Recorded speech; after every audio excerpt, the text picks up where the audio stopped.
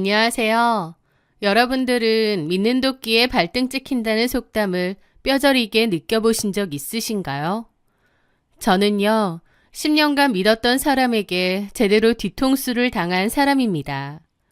도끼에 발등뿐만 아니라 온몸이 다 찍혀서 너덜너덜해진 거죠. 그리고 저는 제가 할 수 있는 가장 극단적인 복수를 했습니다. 지금부터 제가 겪은 이 기막힌 이야기를 들려드릴 텐데요. 여러분 중에 아무리 그래도 어떻게 그런 짓까지 싶으신 분도 있겠죠. 너무 무식하고 이성적이지 못한 행동이라고요. 하지만 어떤 분들은 속 시원하다, 정말 잘했다고 하실지도 모르겠네요. 어느 쪽이시든 상관없습니다. 분명한 건 저는 제가 저지른 그 행동에 대해 조금도 후회하지 않는다는 거죠. 남들이 보기엔 너무 과했고 미친 짓이었을지언정 저는 그렇게라도 했기 때문에 제 가슴속 시커먼 멍을 조금이라도 씻어낼 수 있었다고 생각해요. 제 이름은 오선희이고 올해 43입니다. 이제 9살 된 딸 서은이를 키우고 있어요. 남편과는, 아니, 이제 전남편이 되었네요. 그 인간 조경수는 한때 제 세상의 전부인 사람이었습니다. 지금은 남이 아니라 철천지 원수가 되었지만 말이죠. 남편은 대형 가구 쇼룸에서 플로어 매니저로 일했었습니다. 연봉이나 복지, 근무 환경이 괜찮았기에 만족하면서 다녔던 기억이 나네요. 하지만 그 인간을 그 가구점에 취업할 수 있게 도와준 사람은 바로 접니다. 원래 남편은 좋게 말하면 야망이 넘치는 사람이었고 나쁘게 말하면 능력도 없으면서 사업병에 걸린 사람이었습니다. 저랑 연애하고 결혼할 때까지만 해도 자기는 최고의 사업가가 될 거라고 했고 자신만만했어요. 저한테 사업계획서도 보여주면서 자기가 얼마나 최선을 다해 사는지 또 얼마나 큰 꿈을 안고 사는지 자주 얘기했던 것 같습니다. 지금 생각해보면 허무맹랑하고 그냥 뜬구름 잡는 소리인데 그때는 저도 꽤나 순진하고 멍청했던지 그런 남편이 마냥 멋있어 보이기만 했습니다. 선이야, 내가 너 사모님 소리 들으면서 떵떵거리고 살게 해줄게. 그 허세 가득한 허풍마저도 멋있다고 생각했던 저는 남편의 반짝이는 눈과 자신감 넘치는 목소리에 홀라당 속아 넘어갔던 거죠. 남편은 원래 가전제품 매장에서 판매직을 했는데 그 일을 그만두고 프리미엄 원두를 파는 카페 사업을 했었습니다. 남편은 자기가 커피를 꽤나 잘 아는 것처럼 그럴싸하게 말했지만 사실은 전문적으로 각 잡고 배운 것도 아닙니다. 그저 관심이 있어서 좀 찾아보고 어깨너머로 좀 배운 게 다였죠. 그런데도 자신감만큼은 하늘을 찌르더라고요. 남편은 양가 부모님이 집 얻으라고 보태주신 돈이 있는데 그걸 전세로 바꾸고 나머지 차액을 자기 사업에 투자하자고 했죠. 저는 좀 염려스럽기도 했지만 자신감 넘치는 남편의 모습을 보며 믿었습니다. 그렇게 있는 돈 없는 돈 다 끌어모아 대학가 근처에 꽤 큰 규모로 카페를 차렸어요. 결과는요, 처참했습니다. 유행은 지나도 두 바퀴는 더 지난 촌스러운 컨셉의 인테리어에 커피 맛도 그저 그런데 가격은 비싸고 친절하지도 않고 장사가 잘 될 턱이 있나요? 텅 빈 가게에서 비싼 원두만 하염없이 볶아대던 그 인간의 뒷모습이 아직도 생생합니다. 결국 월세는 밀리고 대출이자는 쌓여가서 2년 만에 빚만 남기고 가게를 접었습니다. 그때 저희 상황은 정말 눈물밖에 안 나오더군요. 저희는 그나마의 신혼집 전세금까지 빼서 그 빚을 메워야 했습니다. 저희 부모님이 저 결혼한다고 도와주신 돈인데 사업 투자한다고 홀라당, 또 그나마 남은 돈까지도 빚 청산한다고 홀라당. 부모님께 너무 죄송해서 말도 못하고 울었던 것 같아요. 저희는 외곽에 있는 좁은 빌라 월세방으로 이사를 갔습니다. 그런데 남편은 그렇게 크게 되었으면 정신을 차려야 하는데 아니었습니다. 두 번째 사업은 반려동물용 스마트 장난감에 투자를 하겠다는 거예요. 자기 아는 형님이랑 해본다면서요. 저는 남편을 말렸고 다시 취업 자리 알아보자고 했습니다.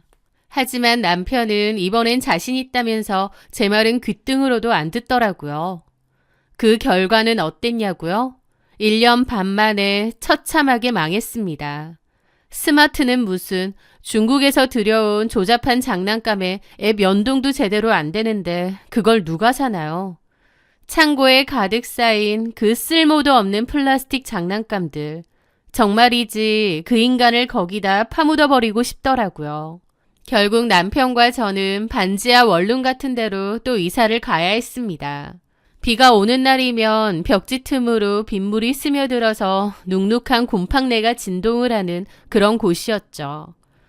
저희 아이가 그때 4살 정도였는데 퇴근하고 아이 하원시켜서 그 곰팡내 나는 차가운 집으로 돌아올 때면 눈물이 났습니다. 어쩌다 이 지경까지 왔나. 남편의 허황된 꿈 때문에 이렇게 됐을까. 우리 서은이는 무슨 잘못일까 싶어서 펑펑 운 적이 한두 번이 아니었죠. 그런데 남편은 또 정신 못 차리고 새로운 사업 아이템을 찾는 거예요. 저는 화가 나서 따졌죠. 내가 단도직입적으로 말할게. 당신은 사업할 사람이 못 돼. 머리 쓰는 일 말고 그냥 성실하게 몸으로 뛰면서 꼬박꼬박 월급 받는 게 우리한테 맞아. 제발 부탁이야. 우리 서은이 생각해서라도 정신 차려. 저 어린애를 이런 환경에서 키우는 건 안 돼. 곰팡이 때문에 기관지염을 달고 살잖아. 제 목소리는 분노와 절망으로 떨리고 있었습니다. 남편은 평소에는 자기 꿈을 이해 못 해주냐 어쩌냐 그랬는데 제가 진심으로 울면서 화를 내니 아무 말도 못 하더라고요. 제발 부탁이야. 나도 이제 지쳤어. 당신이 말한 뭐 사모님 소리니 뭐니 다 필요 없어. 그냥 남들처럼 평범하게 좀 집다운 집에서 살고 서은이 먹고 싶은 거 사줄 수 있게 그렇게만 살자. 어? 저는 눈물을 철철 흘리며 울면서 애원했습니다. 남편은 그런 제 모습에 정신이 좀 들었던 건지 아니면 제 모습이 너무 처절했던 건지 고개만 푹 숙이고 아무 말 못하더군요. 그 후 남편은 사업 타령을 하지 않고 일자리를 알아봤는데 쉽지 않았습니다. 저도 발벗고 나서서 남편의 일자리를 알아봤죠. 그러다가 대학 선배 언니 중 친했던 유나 언니에게도 전화를 했습니다. 그 언니가 유명 가구 쇼룸 본사의 인사팀장으로 있거든요. 남편도 원래 영업직을 했기 때문에 그 언니에게 전화해 부탁을 했습니다. 사실 그 언니한테 연락하기까지 정말 많은 고민을 했습니다. 남편 일자리를 물어본다는 게 창피하고 자존심도 상했거든요. 하지만 제 자존심보다 당장 월세와 생활비가 더 급했죠. 언니, 나 선이야. 잘 지냈어? 어머 선이야, 이게 얼마만이야? 근데 목소리가 왜 그래? 무슨 일 있어? 저는 결국 전화기를 붙들고 엉엉 울어버렸습니다. 그리고 결혼 후 제 남편이 저지른 일들과 저희가 지금 처한 상황을 다 털어놓았습니다. 언니, 나 좀 살려줘. 정말 죽을 것 같아. 그래도 남편이 사람 상대하는 거, 손님 응대하는 거 하나는 자신 있거든. 혹시 언니네 회사에 자리 같은 거 없을까? 내가 부탁할 사람이 언니뿐이야. 좀 도와주면 내가 언니 은혜 평생 안 잊을게. 유나 언니도 처음엔 엄청 당황하고 난처해했죠. 선이야, 너 어쩌다가... 일단 울지 말고 들어봐. 우리 회사가 그래도 가구 쪽에선 대기업인데 사람 막 꽂아주고 그럴 수 있는 데는 아니야. 내가 그런 힘이 있는 것도 아니고. 더군다나 판매직이라고 해도 인테리어나 디자인 전공자 위주로 뽑는 경우가 많은데 너네 남편은 그렇진 않잖아. 언니, 제발 나 한 번만 살려준다 셈 치고. 언니가 인사팀장이라며 어떻게 안 될까? 내가 이렇게까지 부탁할게. 제가 거의 전화기에 대고 빌다시피 매달리니까 언니도 한숨을 푹 내쉬더니 마지못해 그러더군요. 그러면 일단 이력서부터 보내봐. 마침 현장직에 결혼이 생기긴 했거든. 근데 장담은 못해. 면접은 네 남편 몫이야. 면접 기회는 한번 만들어 볼게. 고마워 언니. 정말 고마워. 된다는 보장은 없어. 그래도 괜찮아. 고마워, 언니. 기회 줘서 정말 고마워. 저는 그 언니가 너무 고맙더라고요. 그렇게 제 남편은 면접을 봤는데 다행히 면접도 잘 보게 되었습니다. 물론 언니가 힘이 없다고는 했어도 언니의 영향이 아예 없지는 않았겠죠. 그렇게 남편은 제 인맥과 처절한 구걸 덕분에 그 크고 번듯한 대형 가구 매장의 판매직 사원으로 취직을 하게 되었습니다. 어찌 보면 제가 남편의 밥그릇을 찾아서 숟가락까지 쥐어준 거였죠. 남편은 늘 입버릇처럼 자기는 직장 다니는 게 안 맞다고 사업 체질이라느니 어쩌느니 했어요. 그래서 직장을 구했음에도 툴툴거리기도 했습니다. 저는 그 언니가 정말 힘들게 도와준 거니 정신 차리고 일하라고 뭐라고 했죠. 남편이 걱정되었는데 웬걸 그 일이 다행히도 적성에 잘 맞았던 모양이더라고요.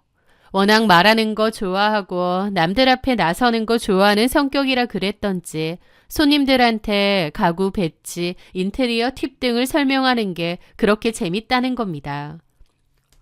여보, 나 천직을 찾은 것 같아. 전에 전자제품 매장 때는 몰랐는데 여기서 일해보니 손님들 응대하는 것도 재밌고 동료 직원들도 다 너무 좋아. 당신 말 듣고 여기 취업해서 다닌 거 참 잘한 것 같아. 이젠 정말 당신이랑 서훈이 고생 안 시킬게. 나만 믿어. 남편이 회사를 곧잘 다니니 저도 너무 기쁘더라고요. 정말 잘 됐다고, 이제야말로 우리 가정에 평화가 찾아왔다고 생각했습니다. 그놈의 사업병 때문에 그 많은 돈을 날리긴 했지만 이제라도 정신 차리고 착실히 월급 받으며 산다고 하니 모든 게 다 다행이라고 생각했습니다. 그 후 남편은 정말 물 만난 고기처럼 일했어요. 입사 1년 만에 우수사원이 되고 3년 만에 주임으로 승진하고 또 5년 만에 플로어 매니저 자리까지 꿰찼거든요. 그러는 사이 월급도 꽤 오르고 회사에서 이달의 우수 매니저 같은 걸로 상도 잘 받아왔습니다. 저는 그때까지만 해도 내가 남편을 나락에서 건져내서 번듯하게 사람 구실하게 만들었다고 뿌듯해했습니다. 그리고 전세긴 하지만 아파트로 이사도 갔고요. 모든 게 다 제자리에서 잘 돌아간다고 믿었던 것 같아요. 그런데요, 돈 문제가 겨우 괜찮아지니까 이 인간이 이번엔 다른 문제를 만들더군요. 바로 같은 직장에서 일하는 여직원이랑 바람이 난 것이었죠. 어느 순간부터 남편의 낌새가 부쩍 수상해지더라고요. 쇼룸 디스플레이 교체니 주말 특별 프로모션 준비니 하면서 퇴근 시간은 시도 때도 없이 들쭉날쭉해졌습니다. 예전 같으면 퇴근하고 땡 하면 집에 와서 밥 달라고 하던 인간이 오늘은 팀원들이랑 스터디가 있다느니 매장 재고 정리를 핑계로 늦게 오거나 들어왔다가 다시 나가는 날도 잦아졌습니다. 저는 뭔가 이상하다 싶은 촉이 느껴지면서도 애써 무시하고 우리 남편 매니저 됐다고 고생하는구나 하고 넘어갔던 것 같아요. 하지만 저와는 눈도 안 마주치고 제가 스킨십이라도 하려고 치면 아 피곤해 하며 손사래를 치는 겁니다. 그것뿐인가요? 언젠가부터 샤워를 하고 나와서는 비싼 향수를 뿌리고 머리를 매만졌습니다. 저는 그런 향수를 사준 적도 없는데 말이죠. 물어보니 자기는 판매하는 사람이니 이런 건 필수라고 하더라고요. 그리고 핸드폰, 그놈의 핸드폰은 정말 잠자는 순간에도 손에 꼭 쥐고 화장실 갈 때도 심지어 쓰레기를 잠깐 버리러 나갈 때도 들고 나갔습니다. 예전에는 소파에 아무렇게나 던져놓던 인간이 갑자기 핸드폰을 무슨 보물단지처럼 끼고 살더라고요. 제가 무심코 핸드폰 좀 줘봐 서운이 사진 보게라며 손만 뻗어도 아 왜 하면서 화들짝 놀라며 감추는 겁니다. 아니 왜 그렇게 놀라? 당신 폰으로 찍은 서운이 사진 좀 보겠다는데. 사진 찍으면 내가 다 보내주잖아. 뭘 굳이 내 폰으로 본다는 거야. 당신 요즘 좀 이상하네? 핸드폰에 뭐 숨겨놨어? 숨기긴 뭘 숨겨. 회사 일이나 고객 정보 그런 거 들어있는 거지. 남의 폰을 왜 함부로 보려 그래. 라면서 폰을 철통같이 지키는 겁니다. 기가 막혔죠. 남편의 행동은 티날 정도로 수상하고 미심쩍었으니까요. 결정적인 건 그날이었습니다. 저희 서은이가 거실에서 아빠 핸드폰으로 유튜브 퀴즈를 보고 싶다며 집어들었어요. 그런데 그 순간 남편 놈이 소리를 빽 지르는 겁니다. 조서은! 아빠 폰에 손대지 말랬지! 몇 번을 말해! 애가 너무 놀라서 으앙하고 울음을 터뜨렸고 저도 너무 놀라서 말했습니다. 아니, 애한테 왜 그렇게 소리를 질러? 그냥 만화 좀 보려고 하는 건데. 그러자 그 인간이 울고 있는 서은이를 노려보면서 이러더군요. 회사 자료가 들어있다고 했잖아. 실수로 만졌다가 그런 거 날아가기라도 하면. 당신도 서은이도 절대 내 폰 만지지 마. 알았어? 그때였어요. 제 머릿속에서 뭔가 있다라는 게요. 단순히 회사 자료가 있는 사람의 반응이 아니었죠. 뭔가를 필사적으로 숨기려는 발작적인 반응이었습니다. 저는 남편을 본격적으로 의심하게 되었죠. 그러다가 남편이 본사 직원들까지 다 모이는 전체 회식이라며 늦게 들어온 날이었습니다. 새벽 2시가 다 돼서 들어왔는데 술에 잔뜩 취해서는 거실 소파에 겉옷도 벗지 못한 채 대자로 뻗어 잠들었더군요. 그런데 그 곁에 그 인간이 그렇게 애지중지하던 핸드폰이 바닥에 떨어져 있었습니다. 저는 기회다 싶어 그 핸드폰을 집어들었습니다. 제발 아무것도 아니길 바라면서도 한편으로는 무언가가 있을 것 같다는 확신이 들기도 했죠. 비밀번호가 있긴 하지만 남편이 쓰는 비번이 정해져 있었기에 쉽게 풀렸습니다. 떨리는 기분으로 메신저 앱을 열었습니다. 그런데 가장 상단에 떠있는 채팅방이 있더군요. 시연. 심장이 정말 멎는 줄 알았습니다. 시연? 그 이름 옆에 붙어있는 하트. 그 대화방에 들어갔는데 아주 난리 부르스더군요. 자기야, 어제 회식 마치고 너무 보고 싶었는데 너무 늦게 끝난 것 같아. 그러게. 오늘이라도 볼까? 나야 좋지. 집에다가는 뭐라고 말하게? 일한다고 하면 되지. 회사 일 때문에 늦게 간다는데 지가 어떻게 할 거야. 오늘 맛있는 거 먹으러 가. 나 오늘 자기가 골라준 원피스 입고 갔는데 나 봤지? 아까 봤지. 뽀뽀 갈기고 싶은 거 참았다니까. 창고에서 좀 볼까? 우리 전처럼. 어머, 변태네. 걸리면 어쩌려고. 그 대화를 보는데 온몸이 주체할 수 없을 정도로 떨려오기 시작했습니다. 극심한 분노와 배신감에 사지가 마비되는 것 같은 기분마저 느껴졌죠. 어떻게 이럴 수가 있나 싶더군요. 연애 기간까지 합치면 10년이 넘는 세월을 함께하고 지 옆을 지켜준 저에게 고작 돌려준 게 이따위 배신이라뇨. 사업 2번이나 말아먹고 제 전 재산까지 탕진했을 때도 저는 그래도 남편 곁을 지켰습니다. 남편을 믿어주고 기다려줬어요. 다른 건 몰라도 가정에 충실한 사람이라고 여자 문제는 일으키지 않을 거라고 믿었는데 도대체 무슨 근거로 저 인간을 그렇게 철석같이 믿었나 싶더군요. 그 바보 같은 믿음에 대한 대가가 결국 이 끔찍하고 더러운 배신이었는데 말이죠. 그런 줄도 모르고 남편 고생한다며 홍삼이며 보약 먹이고 고객들 상대하는 직업이니 항상 깔끔해야 한다고 저는 싼 거 입어도 남편에겐 비싼 좋은 정장이며 셔츠를 사다 줬습니다. 그게 얼마나 헛짓거리였는지 깨닫게 되니 어처구니가 없어서 헛웃음이 나더군요. 남편을 공들여 광내고 떼빼주니 결국 그 내연녀한테 잘 보이고 다니는 꼴이었으니까요. 상대 여자는 박시연이라는 이름의 같은 매장에서 일하는 직원이었습니다. 대화에서 유추해보니 그 여자도 유부녀였고 아이도 있더군요. 가만 생각해보니 남편이 입사할 때 같이 들어온 사람이라고 했던 것 같은데 남편은 그동안 매니저가 되고 박시연은 아직 대리인 걸 보니 능력은 그저 그랬나 보더라고요. 저는 그 사실을 알게 된 순간 당장이라도 남편 멱살을 잡고 뺨이라도 올려붙이고 싶었습니다. 아니면 그 회사에 쳐들어가 남편과 그 여자의 머리채라도 잡고 싶었습니다. 하지만 뭘 어떻게 해야 할지도 모르겠고 속수무책으로 눈물만 나더라고요. 저는 고민 끝에 이 일을 저의 친언니에게 얘기했습니다. 결국 이럴 때 생각나는 건 가족이더라고요. 게다가 저희 언니도 같은 아픔이 있었습니다. 몇 년 전 형부의 외도를 겪고 이혼을 한 전적이 있거든요. 처음에는 가족들에게도 자세하게 안 알렸고 저희 부모님은 아직도 그냥 성격 차이로 헤어진 줄 아세요. 하지만 언니가 저한테는 솔직하게 다 말했죠. 형부가 바람펴서 결국 헤어진 거라고요. 저는 언니에게 전화해 모든 것을 털어놓으며 목 놓아 울었습니다. 제부가 그런 줄 몰랐다며 경악하던 언니는 깊은 한숨과 함께 제 하소연을 들어주었죠. 그리고는 차분하게 조언을 해주더라고요. 일단 제가 어떻게 하고 싶은지부터 결정하라고요. 이혼할 거야? 아니면 덮고 살 거야? 그것부터 정해야 돼. 언니 같은 경우에는 형부의 외도를 처음에 눈감아줬다고 했습니다. 아이들도 어리고 한 번은 실수일 거라 믿고 싶었대요.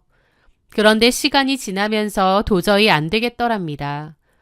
덮고 살 수 있을 줄 알았는데 형부가 핸드폰만 만져도 심장이 내려앉고 늦게 들어오는 날이면 또 그 여자를 만나는 건 아닌지 의심이 돼서 미쳐버리겠다는 거였죠.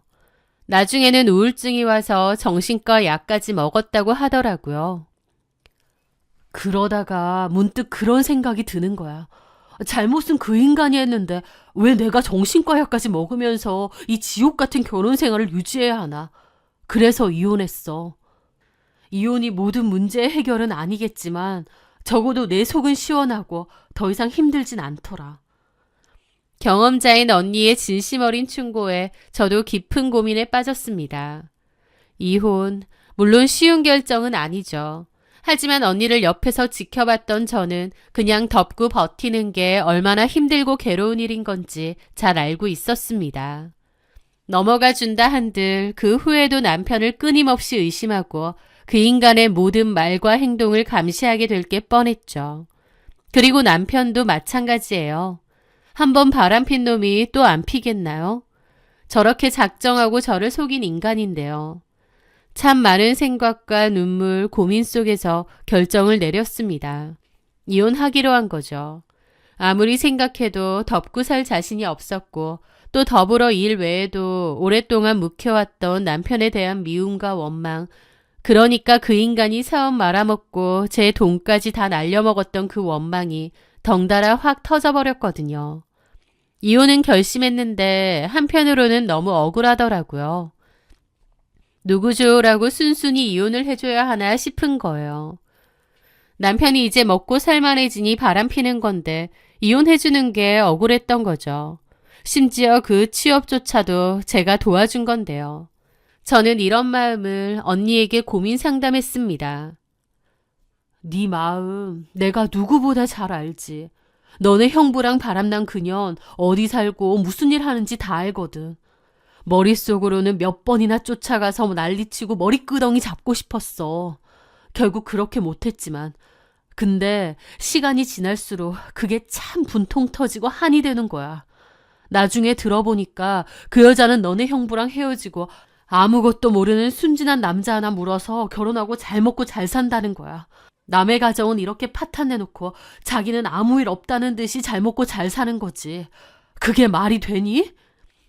저도 언니의 그 찢어지는 마음을 가까이서 지켜봤기 때문에 언니가 얼마나 힘들었는지 잘 알고 있었습니다. 선이야, 네가 하고 싶은 대로 해. 그게 뭐가 됐든 언니가 다 도와줄 테니까. 그래야지 네가 나중에 후회가 안 남아. 내가 하고 싶은 대로? 네가 지금 하고 싶은 게 뭔지 말해봐. 걔네 직장 가서 다 폭로하고 싹 다 뒤집어 엎고 싶어. 아주 개망신을 주고 싶어. 제 말에 언니가 잠시 말이 없다가 말하더라고요. 그럼 해야지.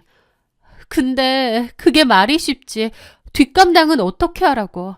드라마에서나 그런 게 가능하지. 실제로는 고소당할 게 뻔하고. 야, 뒷감당 생각하면 이 세상에 할 수 있는 거 아무것도 없어. 그것들은 뒷감당 생각하고 그지랄 떨면서 바람 피우고 다녔겠냐? 저는 언니 말을 듣고 결심했습니다. 이혼도 할 거고 상간소송도 물론 걸 겁니다.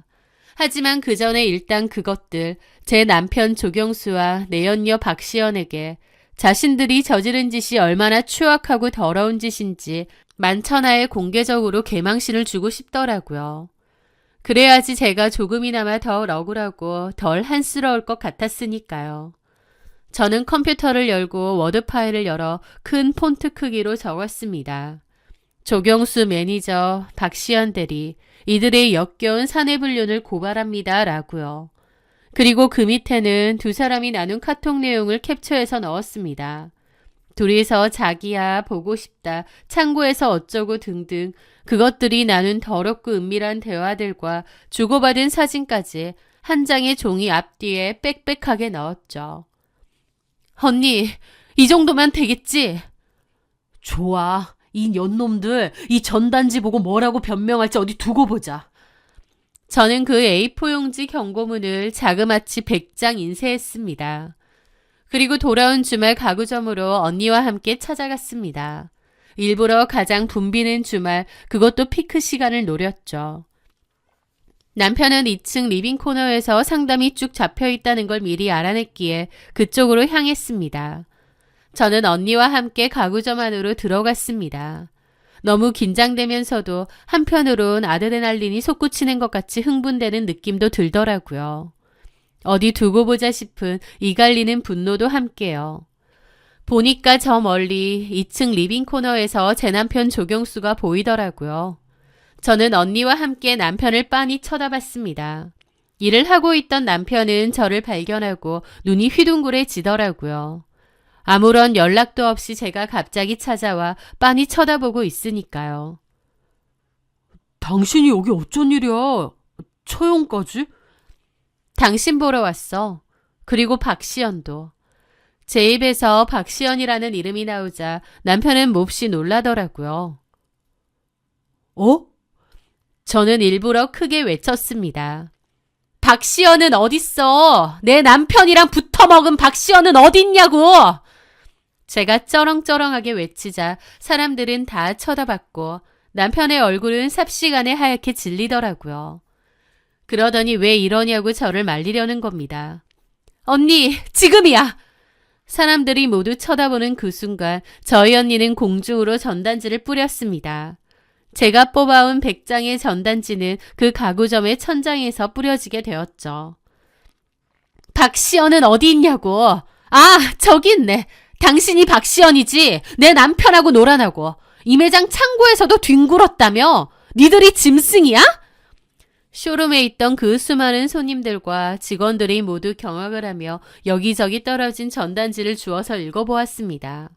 어머, 세상에 미쳤나봐. 저 남자 저 여자래. 이게 무슨 일이야 등등 웅성거림이 파도처럼 밀려왔습니다. 그 와중에 다른 직원이 달려와서 여기서 이러시면 안 되고 업무 방해라며 저를 말리더군요. 남편은 그때까지도 눈이 휘둥그레진 채로 있다가 그제야 사태를 파악했는지 미쳤느냐고 거의 울듯이 소리를 지르더라고요. 그래, 나 미쳤다. 너 여기 취업시키려고 갖은 노력 다 했는데 기껏 취업해서 한다는 게 유부녀랑 놀아나는 거니? 야, 박시연 너도 이리 와. 와서 네 눈으로 직접 봐. 당장 나가! 남편은 제 팔목을 거칠게 잡아 끌었고 저희 언니는 그런 남편을 밀치며 이 쓰레기 같은 놈이 어디다 손을 대냐며 소리쳤습니다.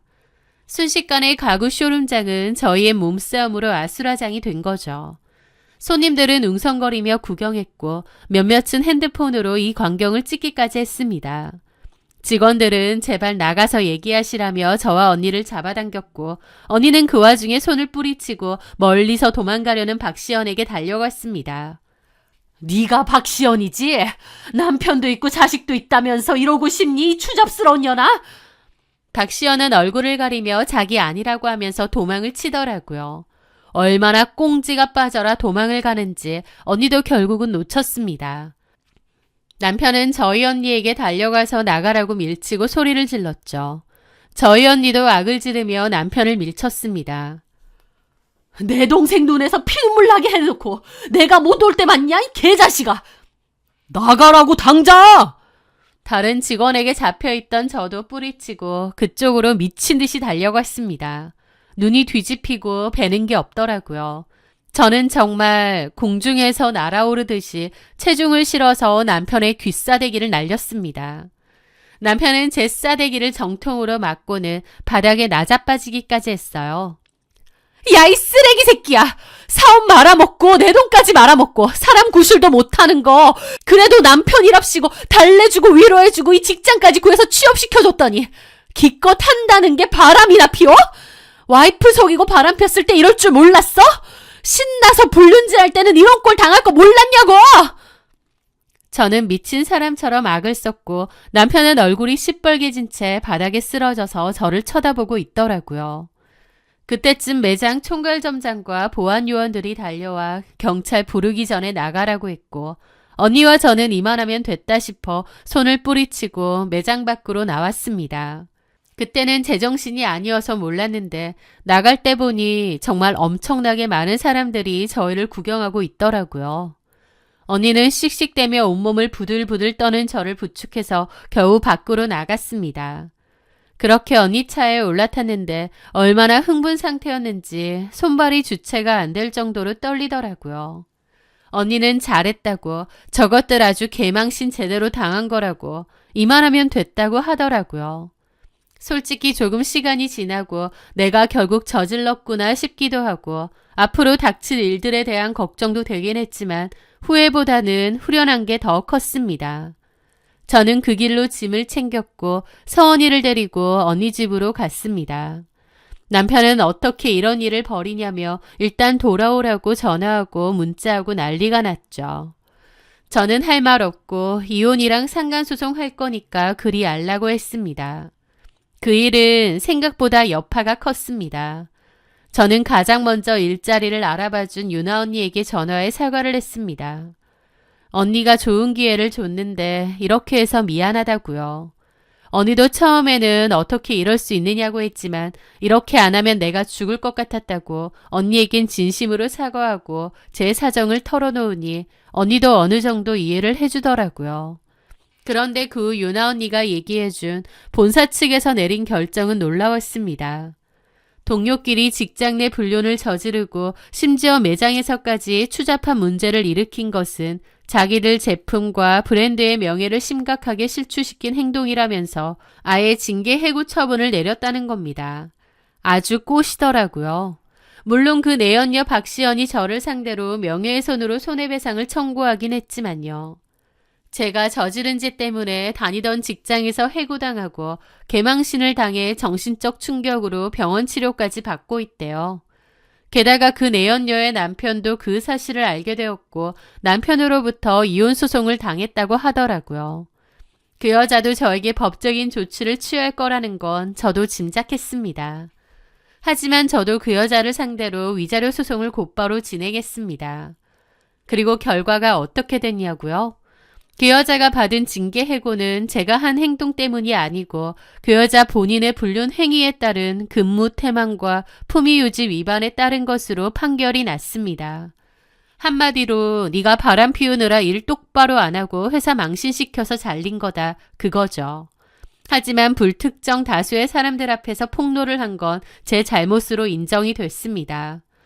결국 저는 그 부분에 대해서는 벌금과 위자료를 합쳐 1,000만 원 정도를 물어주게 되었는데요.